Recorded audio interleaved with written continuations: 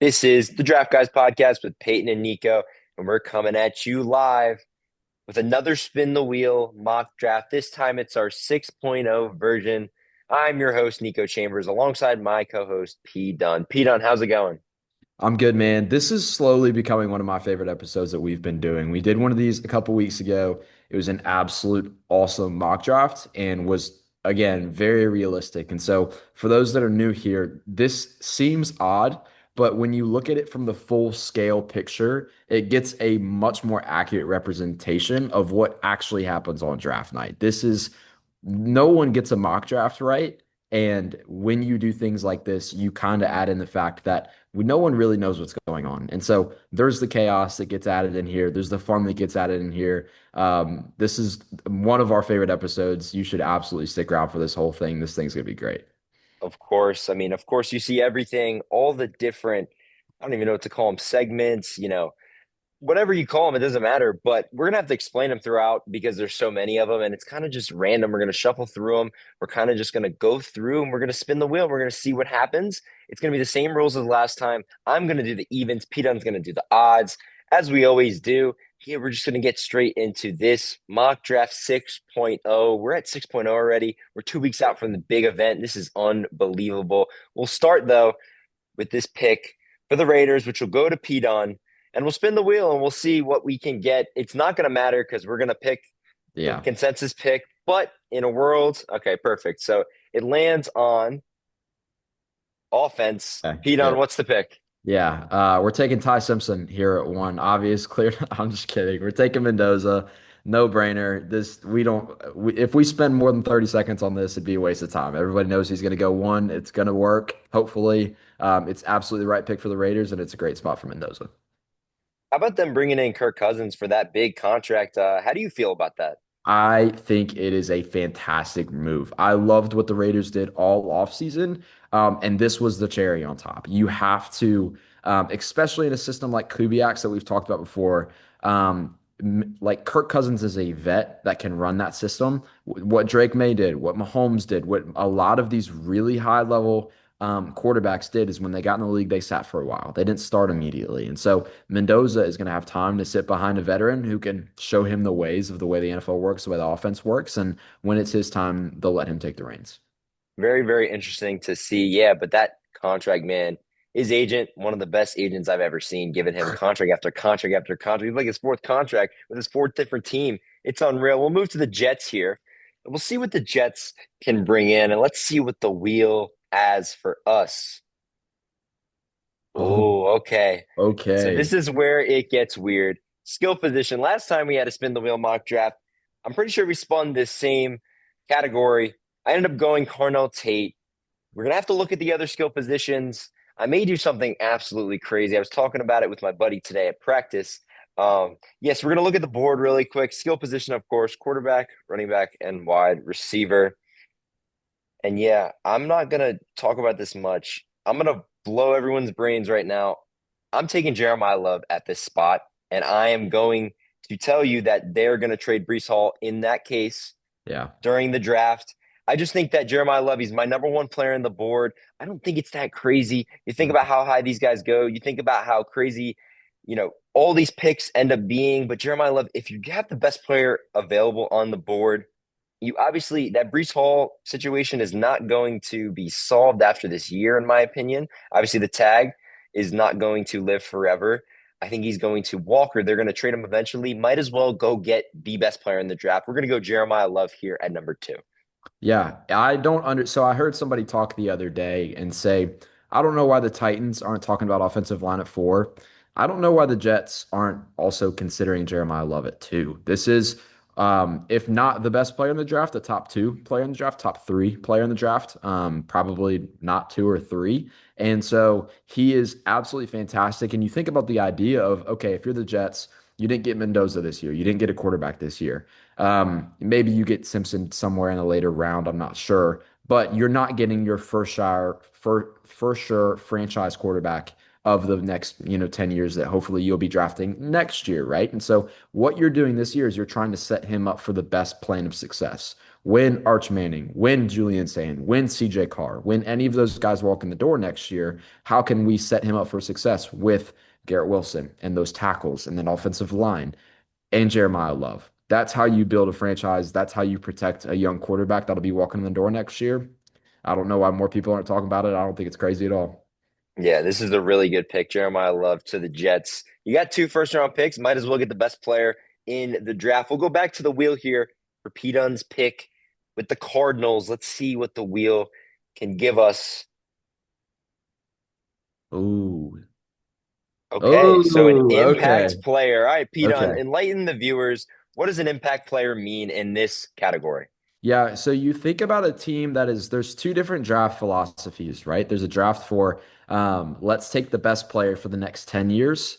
You can also take the best player for the 1 year right now. And so this is the player on the board that is going to make the biggest impact immediately and make the biggest impact right now. And so I'm looking obviously that right tackle position I think is still very open. And so a lot of people, if Jeremiah Love was on the board, he would be my pick here. I don't like any of the receivers to this team in those fits. With the way that this defense is structured, I'm not sure I love any of the edge rushers in this spot either. So that leaves me with either Sonny Styles or Francis Mauigoa to put it right tackle. And Sonny Styles is the number one player on my board. I think he's the best prospect I've ever graded. Sonny Styles is absolutely fantastic. He is the perfect balance of he'll probably be the best player on that defense immediately. I think. I understand Sweat's there. I understand Walter Nolan has a big upside. Flash some last year. I think Stunny's Styles would be the best player on that team immediately and be the best player over the next 10 years. So again, very realistic here. He is the most impactful player day one. And I think he's the best player in the draft. So I'm going to take Sonny Styles here.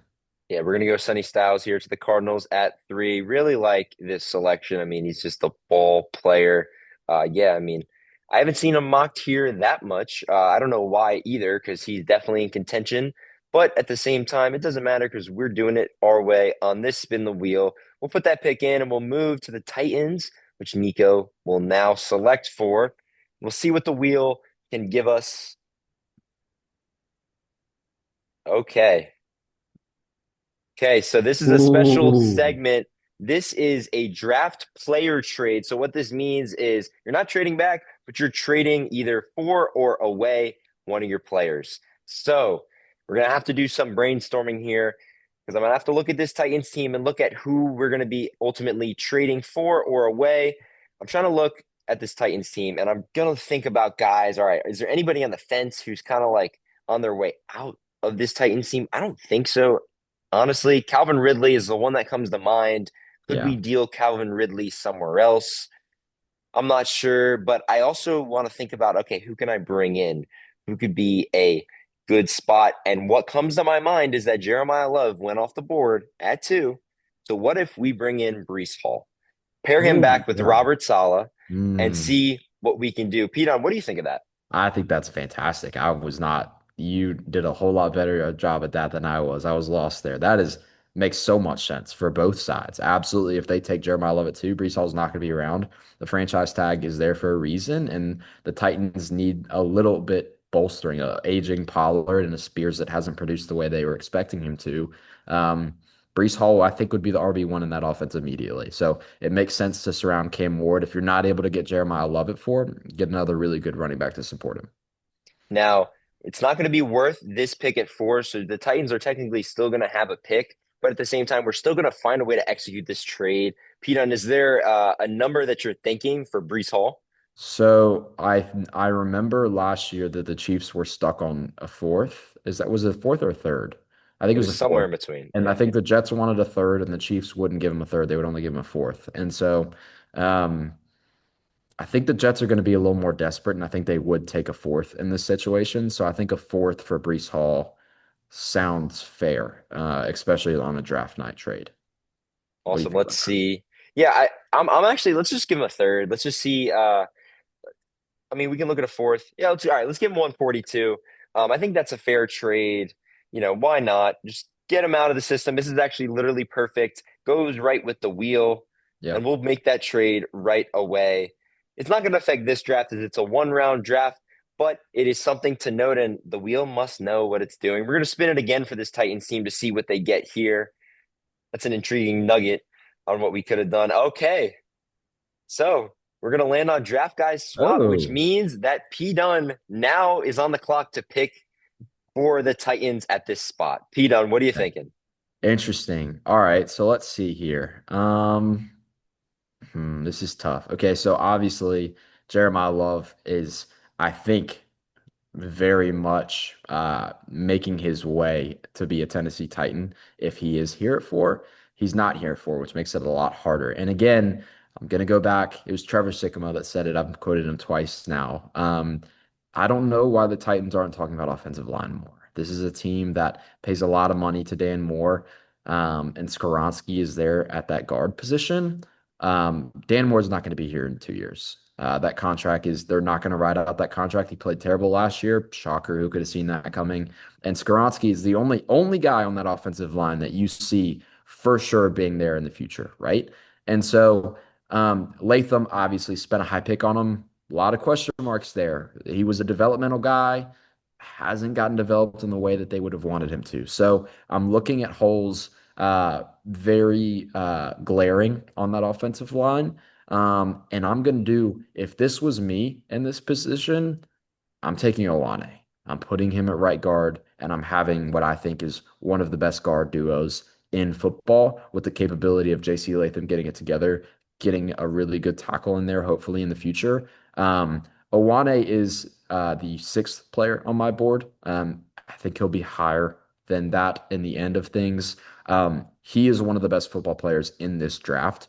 If you don't think guard is not a premium position anymore, you're not paying attention to the way the NFL is going. These guards get paid tackle money consistently. And so this is absolutely a premium pick. Not sure why he's not talked about in this range more because he's clearly the best offensive lineman in the class. I'm going to take Owane here for. This is a fantastic pick. I absolutely love this pick. Not too far behind you. He's going to be higher. Right now, he's ranked as my number 12 ranked player. When we do our big boards and position rankings next week, you'll see him. He's going to be a lot higher than that. Yeah, it's an unbelievable pick. It's a sleeper pick. I absolutely love it. And the Titans walk away with Breece Hall and Owane in this spot. Of course, courtesy of P Dunn and that draft guys swap. We'll move to P Dunn's pick here for the Giants at number 5, and we'll see what the wheel can give us. It's been really interesting so far, and it's going to stop at trenches. Okay, so the trenches, of course, meaning the offensive line and the defensive line. This is an intriguing pick for this Giants team. Gidon, what are you thinking here? So I think pretty clearly it's not going to be defensive line because they have a fantastic defensive line inside and out. And so I'm not going to be going on the defensive side of the ball. My favorite mock draft, or one of my favorite picks I've done the last two mock draft, it hasn't changed either time, has been Francis Mauigoa to the Giants at 5 to play that right tackle position. And I absolutely think whether he starts inside at guard, eventually moves out to right tackle, I absolutely think this is worth picking here. You have a young quarterback, you have a team that's growing. I think you're pretty comfortable with where that defense is. Harbaugh's going to want to invest in the trenches. This is his first pick. He's going to want to nail it. It's hard to see a world where if he goes to this team in this spot, he's not going to work out. So I'm going to take Noah here at 5. Yeah, this is a no-brainer pick. You get franchise tackle, one of the better tackles in this class.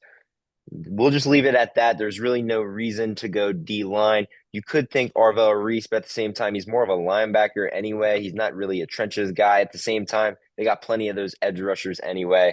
We'll move on to the Browns at number 6. I will own this pick, and we will see what we can give the Browns. Okay, so they're going to the trenches too. Sure. Okay, so for this Browns team, for me, yeah, if I'm looking trenches, man, I don't think that I can go. I mean, maybe Freeling if I'm thinking offensively, but I don't think I'm going to go there right now. I'm going to look at what the Browns have on defense. Oh, We got some guys here, and I'm tempted to do something a little crazy, not too crazy, but there is a certain player that I absolutely love and I think would be an absolute amazing addition next to Myles Garrett on that defense. He's going to project for me as a defensive end. It's going to be Keldrick Folk. I'm going to take him here at 6. Why not? Why Whoa. not go get you an unbelievable football player? Pete, Oh. what are you thinking about that? I was smiling. I was like, yes, Ruben Bain's going to be a sick Brown. Like, I'm stoked to see that. And then he threw me a curveball. I mean, whoa, I was not expecting that at all. Am, I like Falk. I like Falk a lot. And I think if he's going to go to a spot, Myles Garrett teaching him how to rush the pass rusher, because they're built very similarly. They're both absolute freak athletes.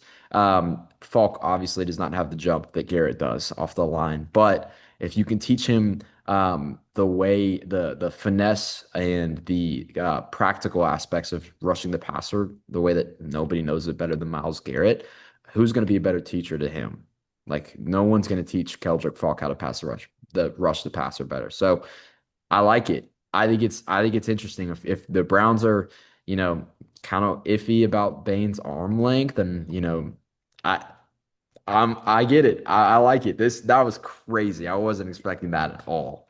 That's what the spin the wheel mock draft will give you. Yeah, it's a little crazy, but at the same time, yes, there's issues or concerns with the arm length. I don't have a concern personally as a scout.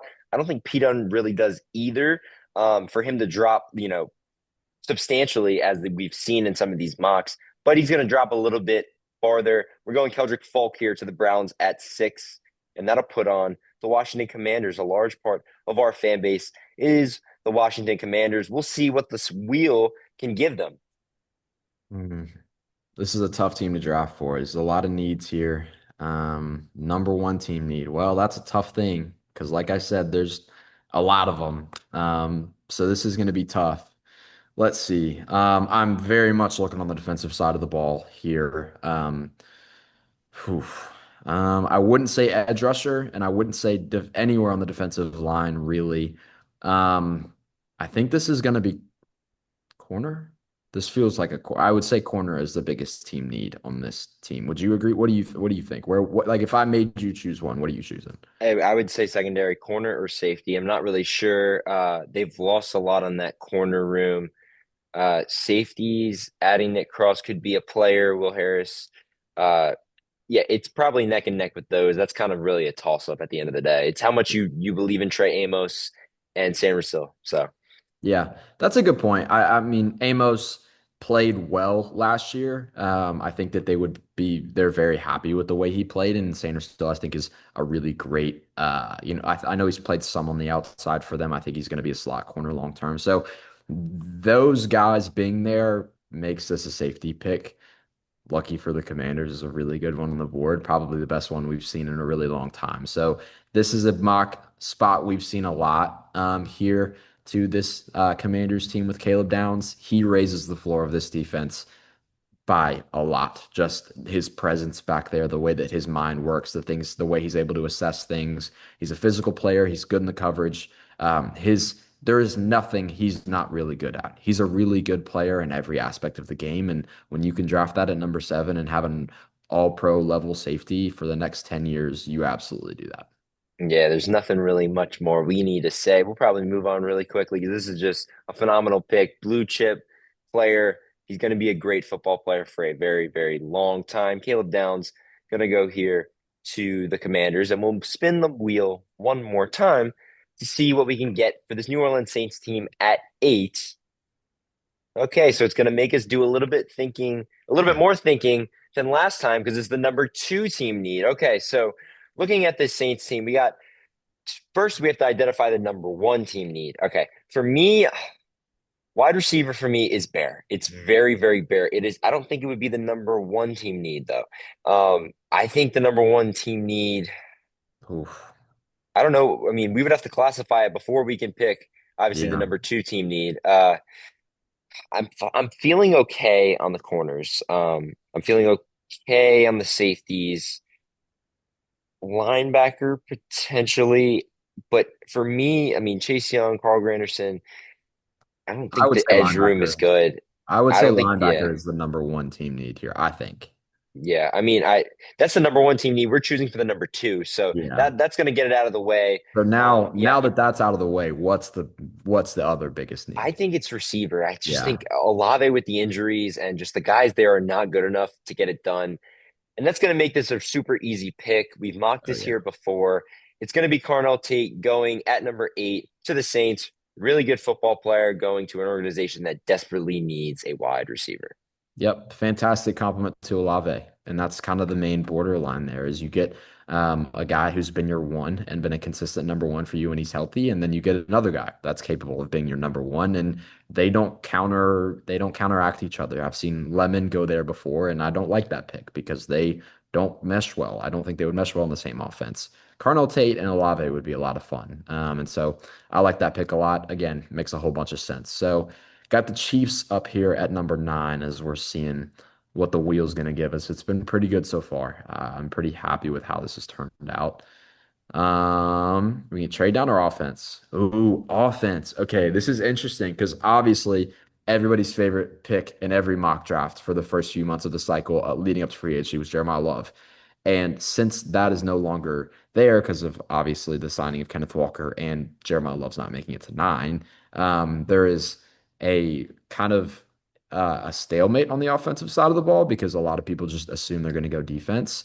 One of my absolute favorite pick of the draft value wise last year was taking Josh Simmons to play left tackle for this team. I think it was the best pick in the draft.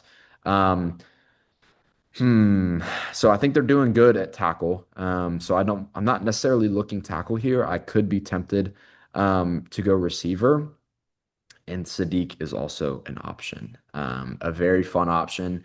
I've had problems with that before because I don't think they're the same type of player. A lot of people like to say, "Oh, he's a good receiving tight end." Well, they could not be more opposites in the aspect of a receiving tight end. Sadiq wins with athleticism, and Kelsey, for the last 15 years, has won with route running, and he's been a very nuanced route runner. So I think they're very different, but. Um, Man, this is tough. Looking at these receivers here, I've seen Tyson mocked here before. Um, hmm, this is tough for me. This is so tough for It me. was, Yeah. All right. I'm going to take Casey Concepcion here. oh, okay. Casey's going to be the second receiver on the board. Um, Throwing you a curveball. I you know this. If y'all have been watching the channel, you know this. He's the number 11 player on my big board. I think he's absolutely fantastic and worthy of going in this range. I think he could go anywhere up to 5 or 4 with the Titans, and I would be happy with it. I think he's an absolutely fantastic football player. Um, and KC needs to hit on a receiver. They need someone that's more well-rounded. But that deep threat aspect of that game has to work with the number one receiver in that offense. It hasn't worked since then. And so I'm going to take KC because I think he's an absolute monster down the field. He's one of the best made. No, he's the best deep threat in the class. KC Concepcion is the best deep threat in the class. And he's a much better route runner than people are giving credit for. We had a conversation with one of our buddies the other day. I was like, I don't know why he's not higher. And he was like, oh, well, the drops. Watch the tape. Put on the tape. Watch the drops. They're not that bad. And he cleaned them up a lot from when he was at NC State. Last year was much, much better. Casey Concepcion, I think, should be a no-brainer top 15, top 17 player in the class. For me, he's at number 11, and the Chiefs are going to get a really, really great player here. Unbelievable pick. KC going to KC. That would be an unbelievable personal brand right there that you can put on a bunch of shirts. KC, yep. Like we just said, going to the Chiefs here at number 9. That's going to move us into the Bengals at 10. It's going to be my pick. Let's see what this Bengals team, see if the wheel can fix their draft strategy. And it doesn't. It's going to be a large reach. This is something that they usually do. So this is pretty much to the standard. Large reach, man. Okay, we gotta think about this one. Large reach from 10. That's the hard part. Yeah. Because what do you quantify that as? Let's go look at what they have on their team needs. We can try to kind of fit something in here. Okay, so this Bengals team, I think they're good on linebacker. They drafted 2 last year. I think that you have to chill on the edge. You can't, I don't think you take another one. I don't think, and I don't think in terms of a reach, there's going to be anyone there that's good. cornerback could be one that you reach on. And I think of Colton Hood as one that could be a reach. He got invited to the draft. That was super interesting to see, with him being kind of that fringe first rounder. I don't know if I'll go there, but that's a guy that I'm thinking in my head. I don't think you can call Caleb Banks a reach either, according to P. Dunn. That's a hard thing to do. Um, but I'll go a little bit of a reach. And P. Dunn, you got to clarify if this is a reach or not. Kenyon Sadiq, would that be a reach here? Oh, I've never thought of him to the Bengals. Yeah, I think that's a reach just purely because I don't think anyone would expect that if that happened. Um, yeah, I'm totally with it. I love it. Let's do it. Yeah, he's my number 23rd ranked player. So going at 10 would be a little bit of a shock, but he's a really good football player, and they desperately need a tight end. Nothing much more to say here. We're going to go Sadiq here, something that you don't see often. Love it. That's a really cool pick. Very happy with that.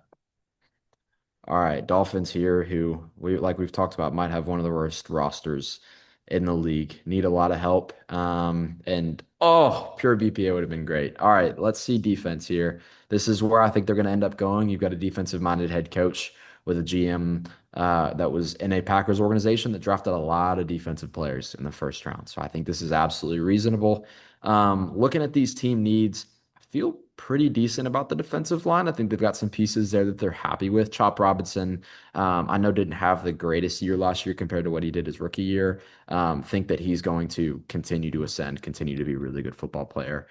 Kenneth Grant played much better in the back half of the season than he did the first. And so I'm glaring at that cornerback room. I'm absolutely looking at the corners. But Arvell Reese is on the board. And if Arvell Reese is on the board in this spot and they can get someone, put him at off ball, put him at linebacker, he's the best player. Oh my gosh, Ruben Bain's here too. Oh man, this is tough. Ugh, what do you take? Do you take Bain? Do you take Reese? Show me that depth chart again. Man, this is a tough pick. This is a great That's tough. position. This is a great position for them. Screw it. We're gonna take Bain. Let's put Bain on the defensive line. You're talking about a culture shift with what the Dolphins are doing. Bain is a culture shift. You keep him in Miami, low moving costs for that organization. I think that this is a really, really, really, really great pick. And if he happens to fall to 11, I don't think the Dolphins could sprint it in any faster to take him here in this spot.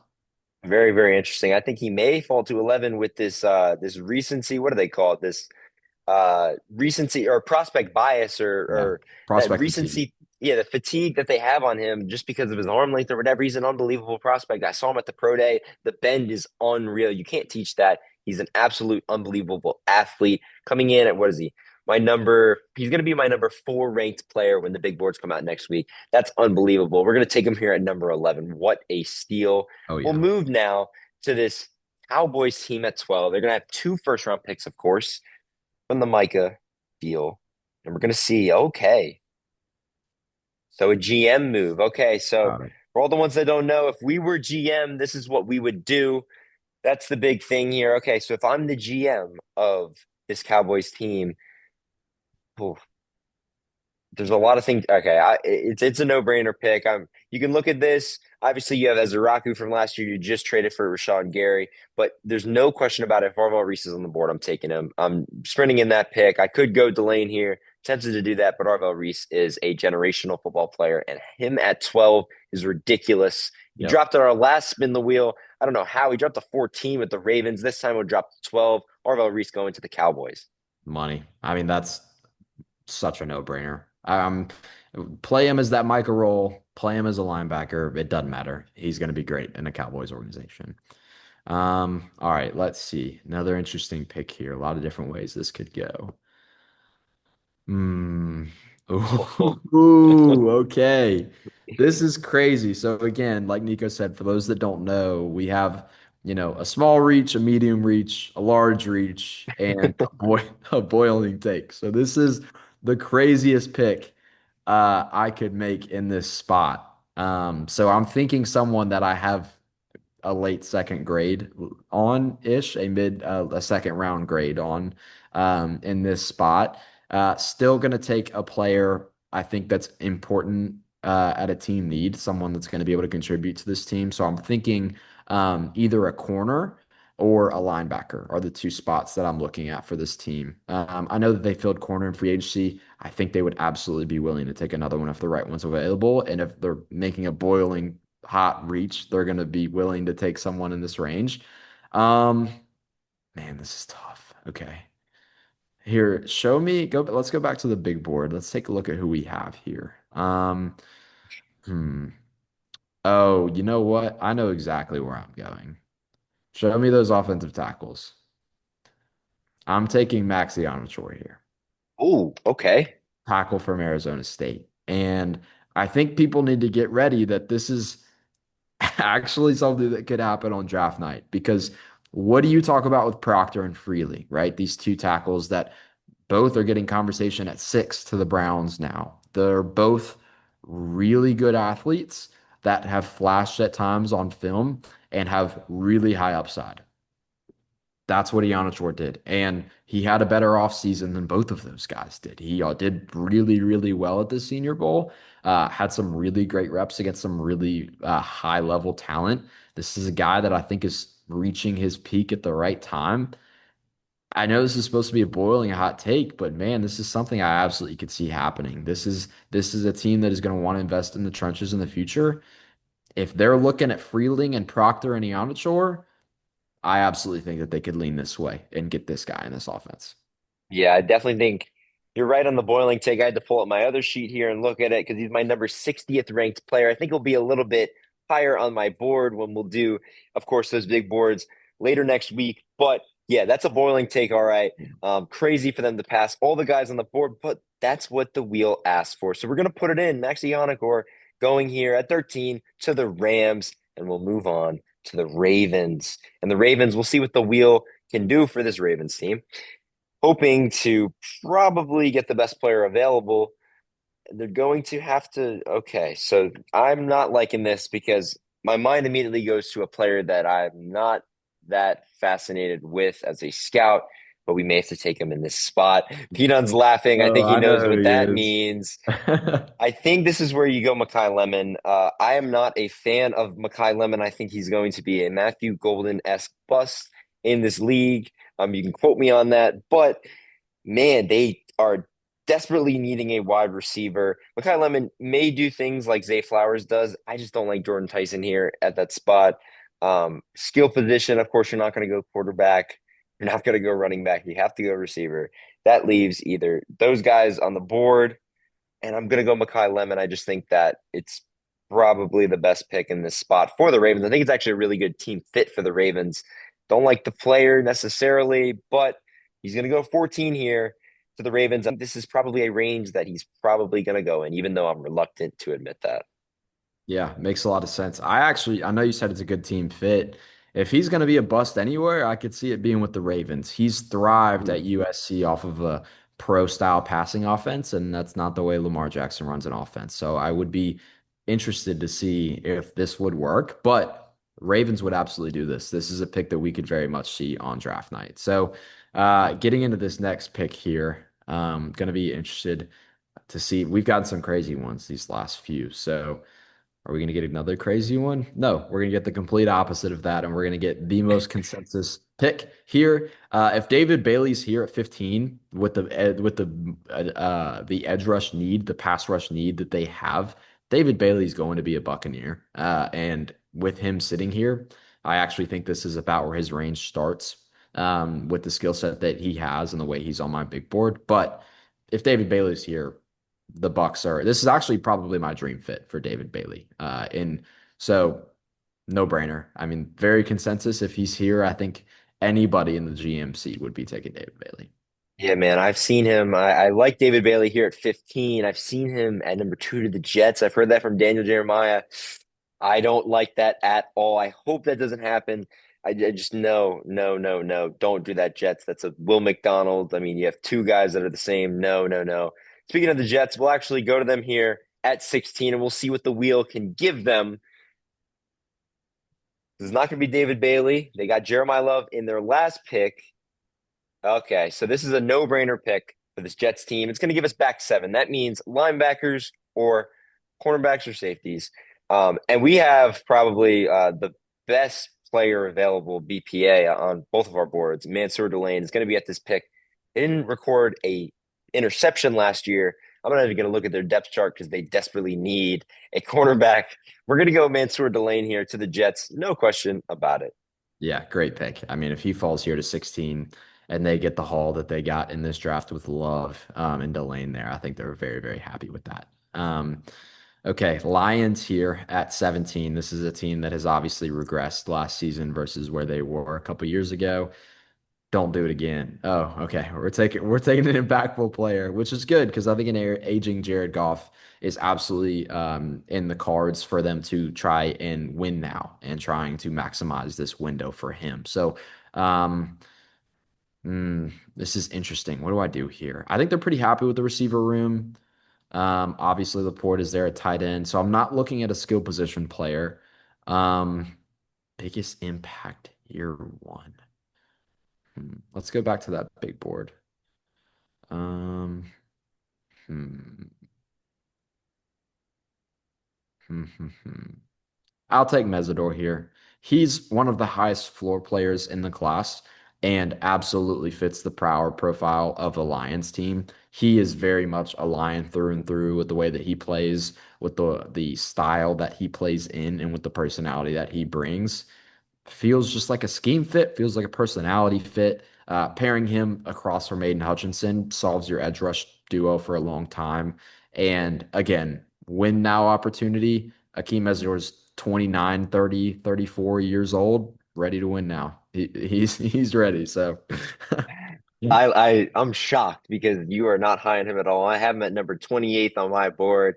But yeah, we're gonna go him right here. Akeem Mesidor going to the Lions at 17. To the Vikings at 18. That'll of course be my selection. Let's see what the Vikings team can add. Oh boy.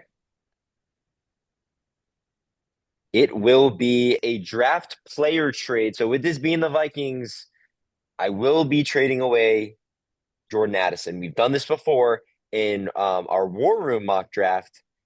I'm going to trade him away. Obviously, this option you can trade for or trade away a player. I'm going to trade him away. Why not?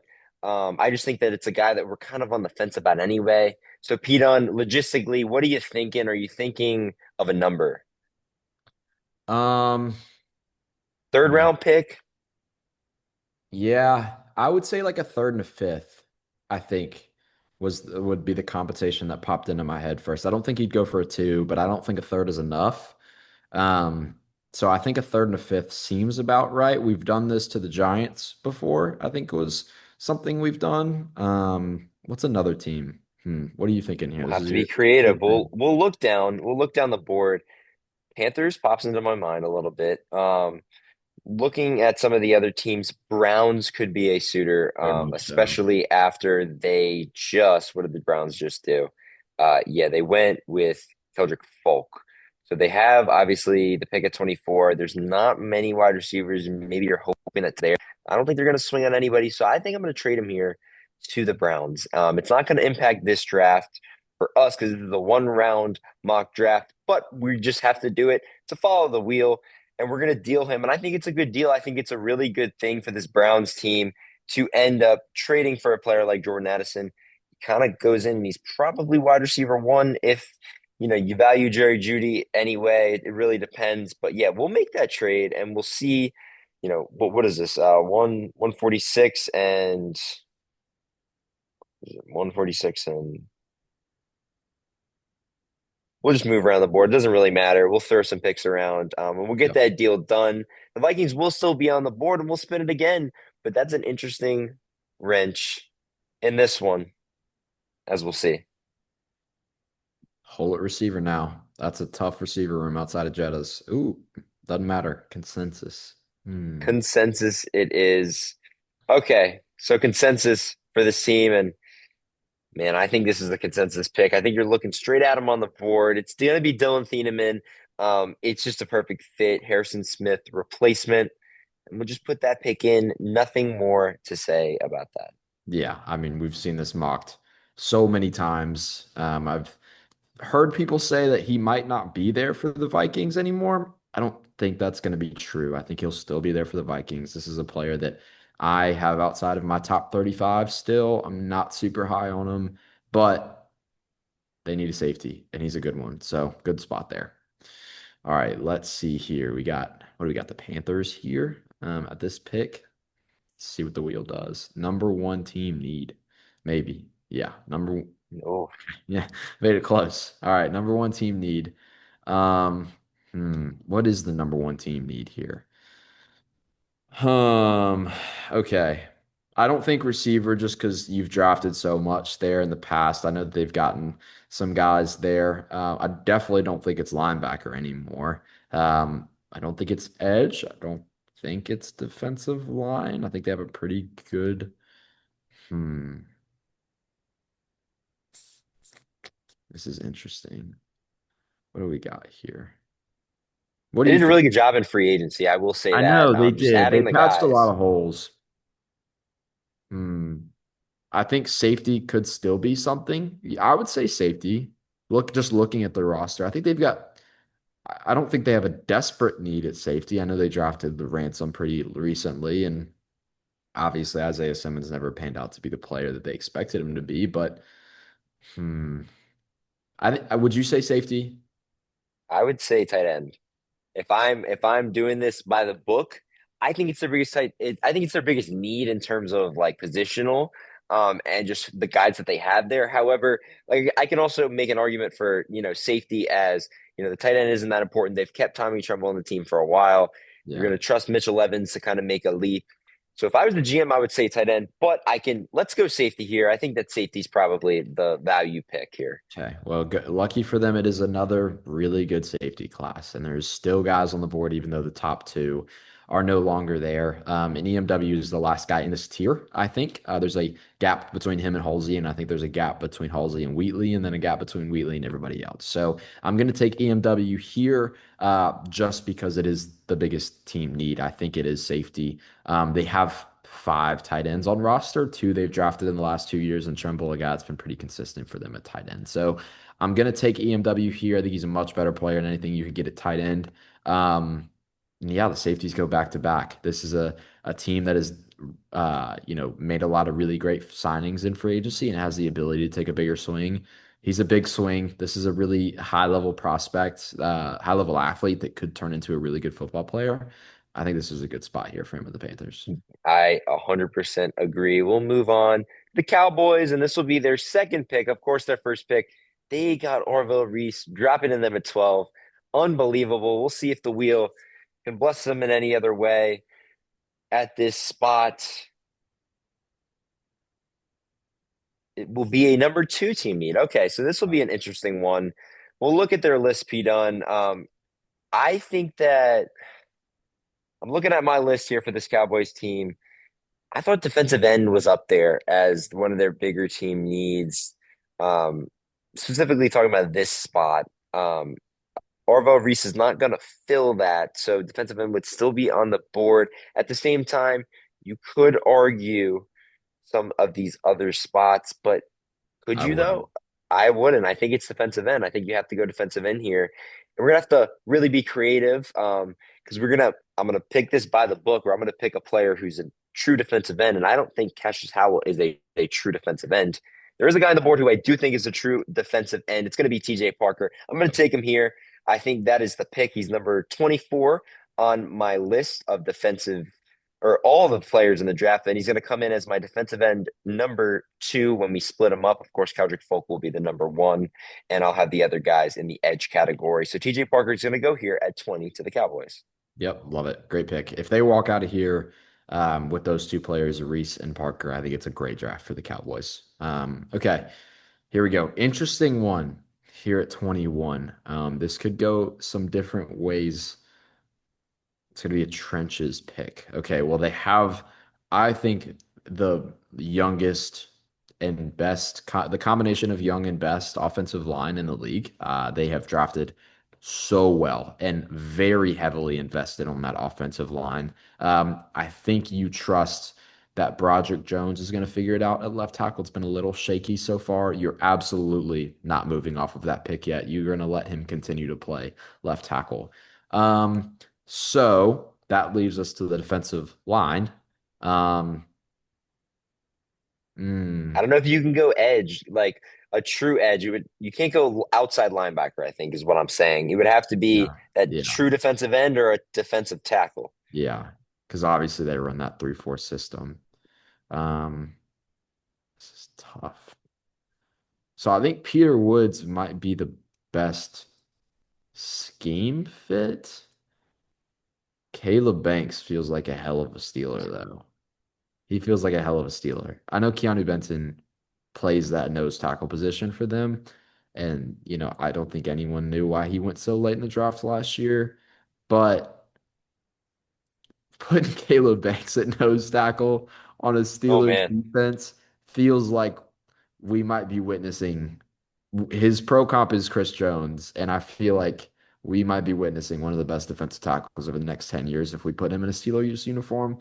I haven't done this pick a lot. You're probably going to see this in my next mock draft. Caleb Banks, you're going to be a Steeler. This Wow. Wow. Wow. Yeah, I mean, they took defensive tackle last year. He's going to be slated as the defensive end slot. That's, of course, Derek Harmon. But yeah, Caleb Banks, why not go get a guy in the trenches? I mean, that is a trench player for sure. We'll take him here at 21 to the Steelers, and we'll move on to the Chargers at 22. I think the wheel has gotten a little boring. Let's see if the wheel can shock us in a way. And it will. Okay. A chess Ooh. piece. So, chess piece, for all those who don't know, a scheme specific player who can also be a hybrid positional player who can play multiple different roles, maybe a really good fit with a head coach or a defensive minded or offensive minded player or system, if you will. And we're going to look and we're going to have to really think about this one and think about some guys who can really fit that role. Okay. So, wide receiver for me. I don't think I think they're good there. I think scheme specific. I don't know how scheme specific a offensive line can be if we're going to stick to the chess piece part of it. You're looking at the tight ends. I think they're good on tight ends. I think the running backs could be interesting. Do we go scheme specific there? They did bring in Keaton Mitchell. But when I think of scheme specific, I think of defense and I think of, okay, what's a guy that can do multiple different things? And, I'm looking at this team and I'm going to have to look at the boards and to kind of fit and figure out who can be a scheme specific player because they do run a 3-4.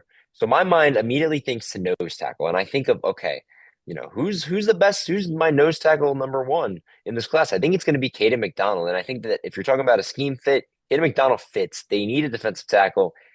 Dalvin Thomas is not going to get it done. Caden McDonald will. A lot of people aren't very high on him anymore. I'm not really sure what happened. He's at my number 29 ranked player. I think that fits the bill of a chess piece. I'm going to put in Caden McDonald here to the Chargers. Yeah, that's absolutely a chess piece. He feels very scheme specific to a team that would know how to use him in that 3-4 way. And that is absolutely something that the Chargers would be able to do. Good pick. All right, let's see what we got here. Hmm. Man, chess piece again. All right, run it back. Run it back. What do we got? Eagles. Okay. I feel like they do this a lot. They have a lot of different chess pieces on this team. Yeah. This is tough. I'm trying to think of like how would Sirianni want to use a guy? Like what skill set would he be looking for in hmm. Because like again, you're with this pick, you're not really trying to take the most well-rounded players. You're trying to take guys that are really good at something, and the team is going to knows how to.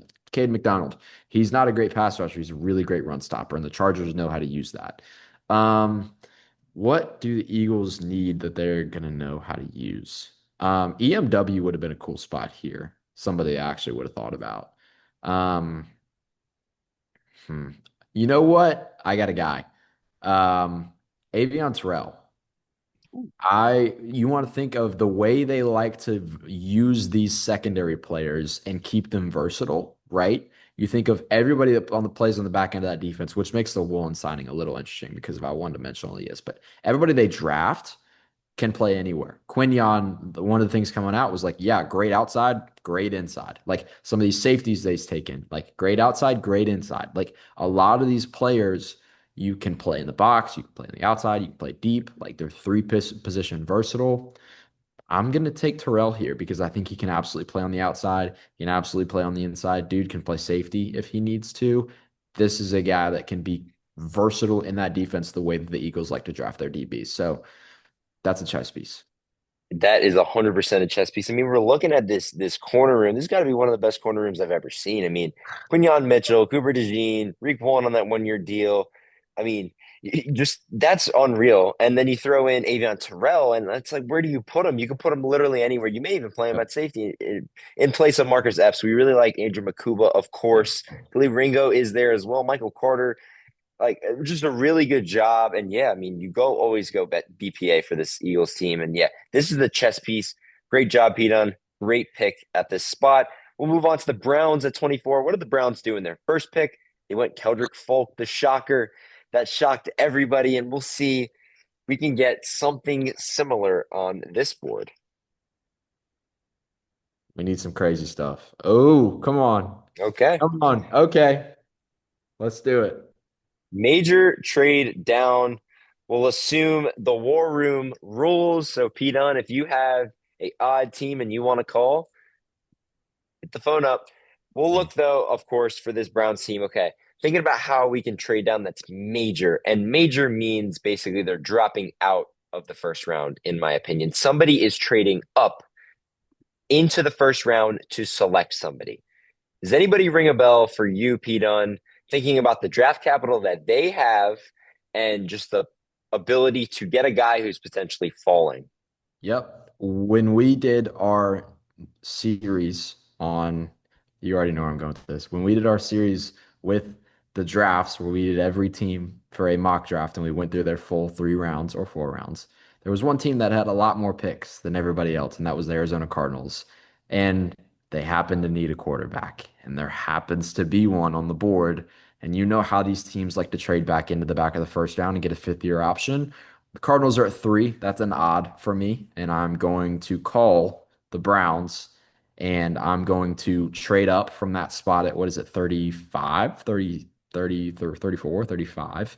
And I'm going to send, so we're at 34. So I'm going to send 34. I'm going to send 104 and I'm going to send next year's second for 24.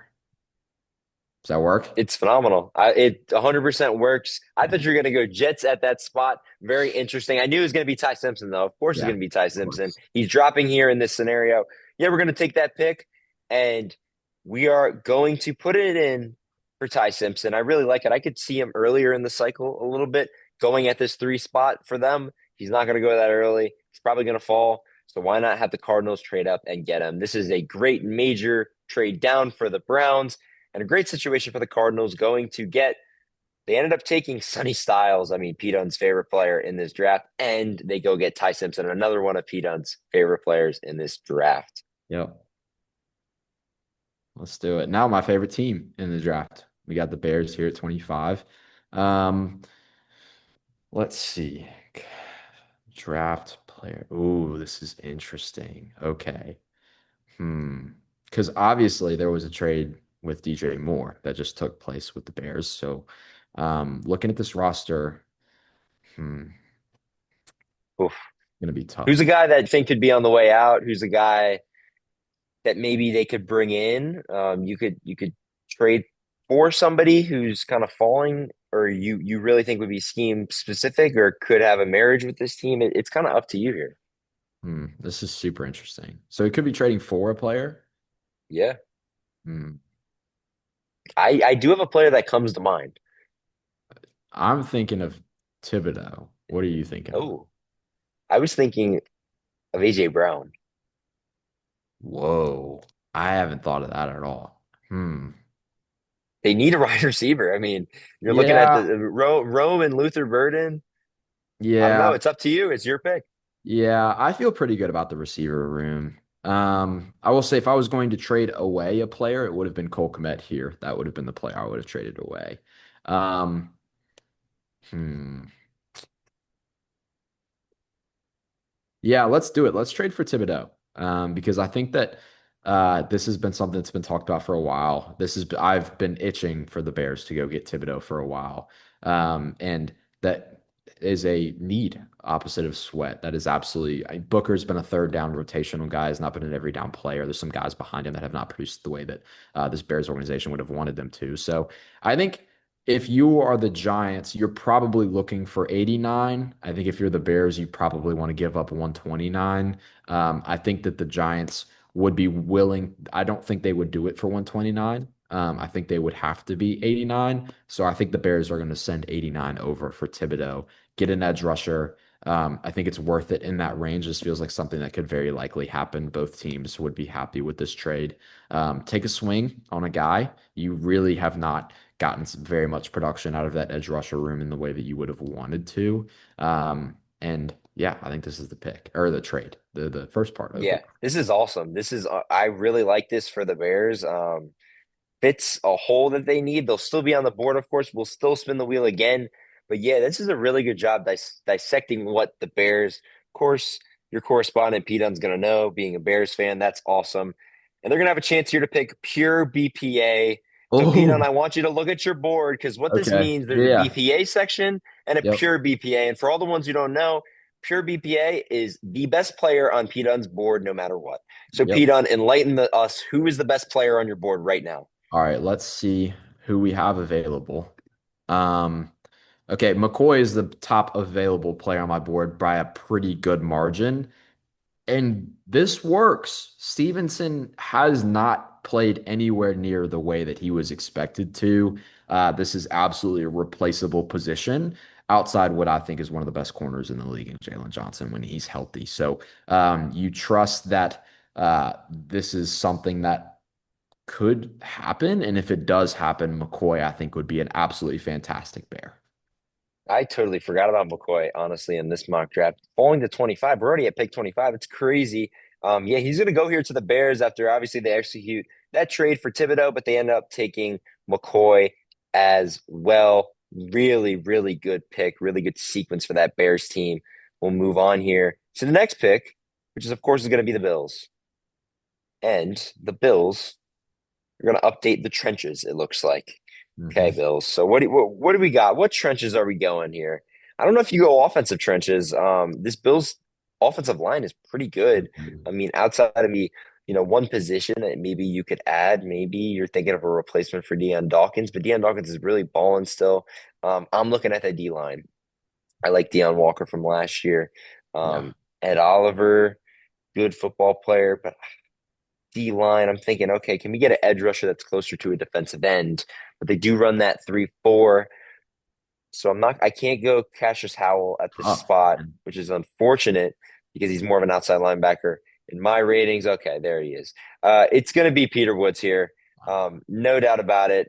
One of the best guys available just in general. I mean, he literally is my best player available at number 13 on my board. Unbelievable if he's here. We're going to take him and we're just going to add to that Buffalo Bills defense. Yeah, money. If they do that, that de defensive line just gets scarier and scarier, and that's something that their identity has relied on over the last few years. So, really, really good pick. All right, let's see what we got here. We're drawing to a close. I want a couple more crazy stuff. Come on, Wheel. Give me something crazy. Go offense here. Okay, that's not super crazy, but let's see if we can maybe make it crazy. Hmm. I mean, absolutely a need at receiver. No questions asked. With the IU, whatever is happening there, no one knows what's happening in that situation.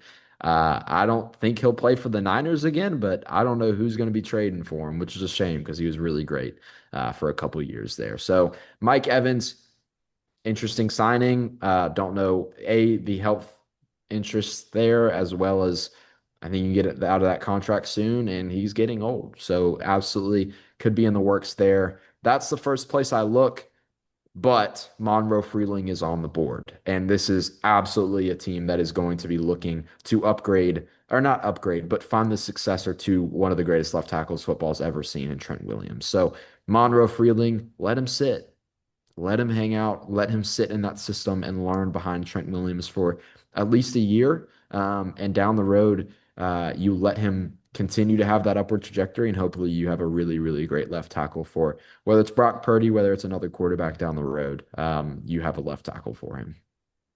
Absolutely. I mean, just a really good pick. If Monroe Freeling truly does fall to this spot, he's my number 25th ranked player, higher on Pete Dunne's board. But at 27, it's still going to be a steal no matter what with the way he's been mocked. We're going to select him here. We're going to go to the Houston Texans. We're hoping for something a little bit more crazy than what we've been getting these last few picks. Come on, give us something here. Come on.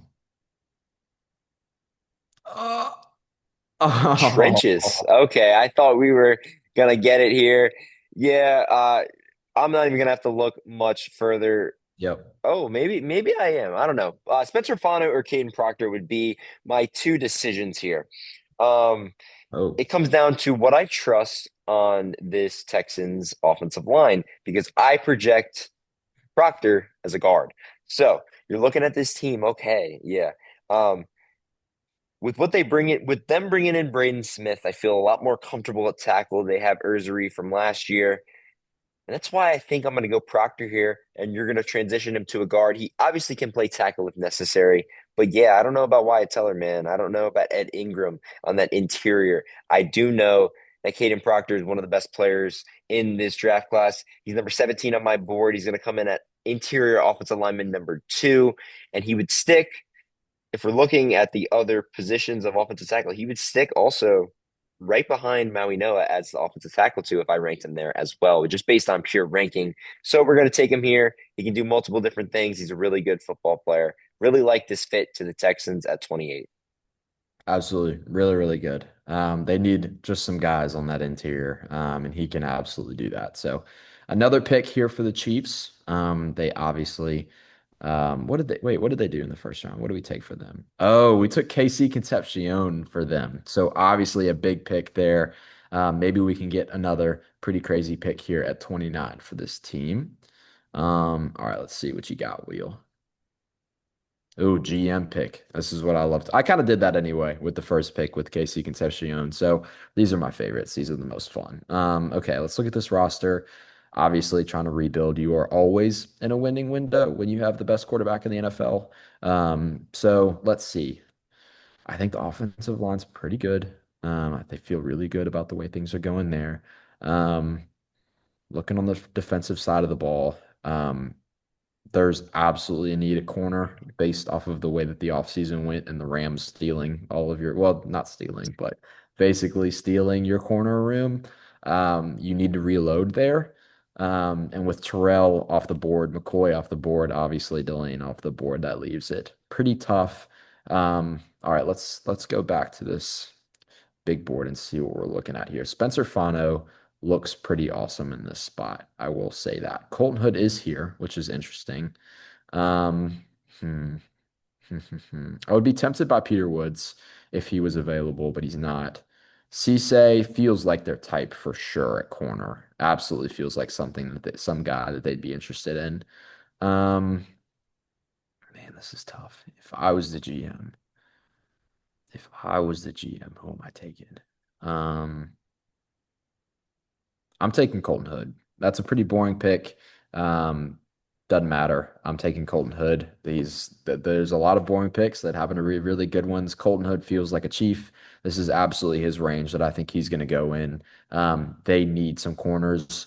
They're either walking out with one at 9 or they're walking out with one at 29. There is no if and buts about it. They have to have a corner next year. Someone's going to have to play corner, and you got a really good man-to-man one here in Colton Hood. Yeah, I don't think this is a boring pick at all, actually. I think Colton Hood is a phenomenal football player. I think people are sleeping on him.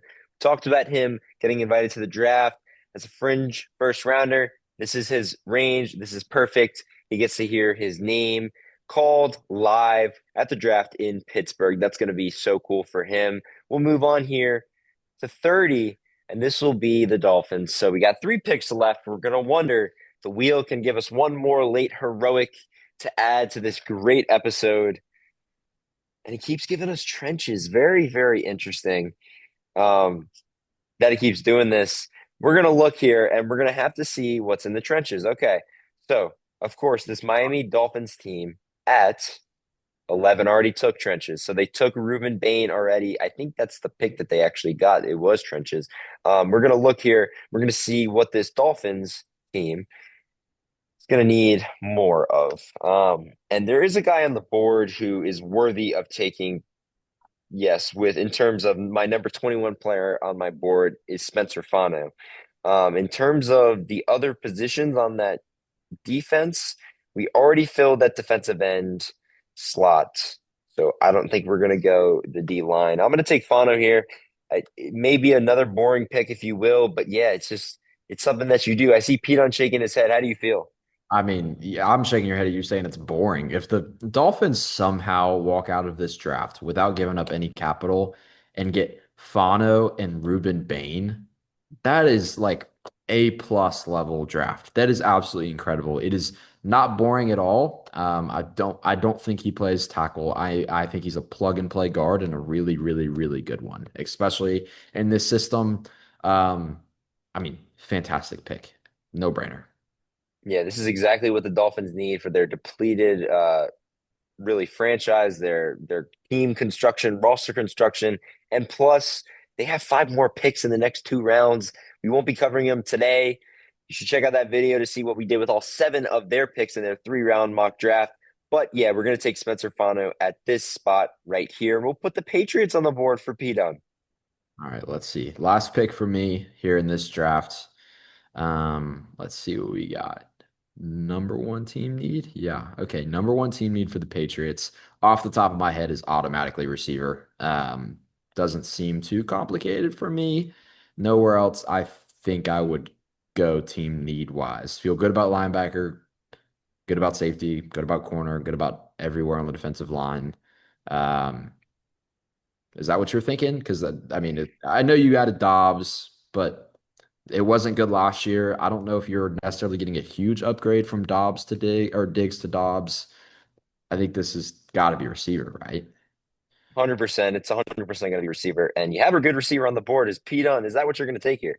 Yeah, I'm going to take Jordan Tyson here. He does complement Dobbs in a way that they both play on the outside, but I think I trust Tyson to play that field position role, get him somewhere where he may not be in press coverage every play. He'll be more off the line. You can get him with more motion starts and even flex him in the slot sometimes and just get him more creative ways to get down the field, get in the middle of the field, get the ball in his hands. So I like the pick a lot. Dobbs is that more physical receiver, and you're also not you're this is the range where I think it's okay to take the gamble on the injuries. This is a team that is construction had been constructed so well that they can miss on a pick. And if Tyson really doesn't work out, you took a swing, and if it works out, he's one of the best receivers in the league. And if not, then it is what it is. So I think this is a really high upside to get Drake May a really good target. Yeah, we're going to put that pick in. Jordan Tyson going 31, falling that far. It is possible with the injury concerns. Anything can happen on draft day. You never know if maybe they pull out a tweet from him from years ago and that drops his stock. We've seen Laramie Tunsil in that situation years ago. I mean, it's unbelievable. We could see anything on draft night. Jordan Tyson going at 31, maybe a surprise to a lot of the viewers. To analysts like us, it's not really that much of a surprise. We're going to look at 32. My Seattle Seahawks are on the board. I have a feeling this one could be crazy. Let's see what they can get. CJ Allen is on the board. I'm hoping for BPA. I'm hoping for consensus. And it's going to give us number two team need. Okay. So, if I'm being honest, I know this team, this offense, this defense, like the back of my hand. So I can give you what the number two team need is on this team. Um, I, Pete, what do you think the number one team need is? Um, I would say linebacker, and then I would say another corner would be the second team need. I think either one of those are swapped one and two, but I would have linebacker as number one, and then your Tariq Woolen replacement as number two. Yeah, we had people in the comments not liking linebacker at all as one of our team needs. That was crazy to see. But yeah, I think running back is up there. I Ooh. think running back could fall in that number two team need. If I'm being honest, I Yeah. feel good about the corners. Josh Jobe, we re-signed him. That's important. Witherspoon, obviously you need that corner three. I actually would argue that corner is probably the number one need because we thrive with multiple guys. And yeah, I think that linebacker is okay. I'm going to trust Drake Thomas and what he did last year. He had a really good year. Ernest Jones is going to be a dog as well, and I think Tyrese Knight, they really like him. I would say linebacker is actually our number three need. I think running back is our number two need, and I think that that corner slot is definitely our number one after looking at it. And we're going to pick running back here for this number two Oh, man. team need. And man, oh man, what a great pick this would be. We love this player, our most mocked player out of all of our 32 team, 3 round mock drafts. It's going to be Jadarian Price at this spot at 32. What an unbelievable football player. If you want to hear about Jadarian Price and how much we like him, just go check out our shorts. Man, I would love this pick. I would be so excited if they got him in the first round, so what? I would hope that they would kind of find a way in the second to get him. But, if this is what the wheel is going to give us, we are going to take it. Pete, that's going to end our mock draft. And here is the summary. Jeremiah Love going number two to the Jets. A shock to a lot of people, not a shock to us. Sonny Styles going three to the Cardinals. We got Oane going four to the Titans. Of course, Keldrick Fulton, the shocker, going to the Browns, going down a few picks. KC going to KC. Kenyon Sadiq going to the Bengals. Ruben Bain to that Dolphins team. Kai Lemon, don't like it, going to the Ravens. And Mansour Delane falling all the way to 16 to the Jets. Looking down even farther, Caleb Banks, one of Pete Dunn's favorite players, going 21 to the Steelers. Avion Terrell to the Eagles at 23. Ty Simpson in a trade up where the Cardinals now get a franchise quarterback. Jamal McCoy, 25 to the Bears, probably one of the best picks of this draft. Peter Woods at 26 to the Bills. Colton Hood, 29 to the Chiefs. And Jadarian Price, 32 to the Seahawks. Pete, did I miss anybody? How do you feel about this mock draft? This was absolutely a blast. Like I said to open it, this is one of my favorite episodes that we've been doing. And again, when you look at it from the full scale picture, nothing super unrealistic here. Max Yanachor going much earlier than people expected, very realistic. Like some of these players dropping, Jordan Tyson going at 31, pretty realistic. McCoy going at 25, pretty realistic. Like Ty Simpson being team trading back up into the first round to go grab him, pretty realistic. Jeremiah Love going at 2, could happen, especially if the Brees Hall thing falls through. They decide, like, okay, let's get a BPA. Man, like, I am so happy with how this turned out. Like, I mean, I had absolutely a blast making this. Absolutely a blast. Yeah, this was a ton of fun. I mean, even Arval Reese falling to 12. It's a common thing in these spin the wheels that we do. We had some pretty chalk picks. Caleb Downs going to the Commanders, Carnell Tate going to that Saints team, Maui Noah going at 5 to the Giants. It was a really fun time doing this. David Bailey at 15 to the Bucks. Pete, we thank you so much for coming on the pod with me, and we thank all the viewers for tuning in to the Draft Guys podcast on your platform providers for podcasts. And you want to stay tuned because we have a busy path to the draft. We're only 2 weeks out, and we are throwing everything at you. We got positional ranking updated, big boards updated, all in 2 episodes next week, early week. And then we got a sleepers episode coming your way. Then we have, of course, the week of where we're going to have a recap episode, not even a recap, if you will, but a preview of the NFL draft to come. We're going to have our final 4 round individual mocks. And of course, for the culture, our 1 round Come on. mock draft, the joint mock that started us off as we approach our anniversary of 1 year on the YouTube. We thank you guys so much for tuning in.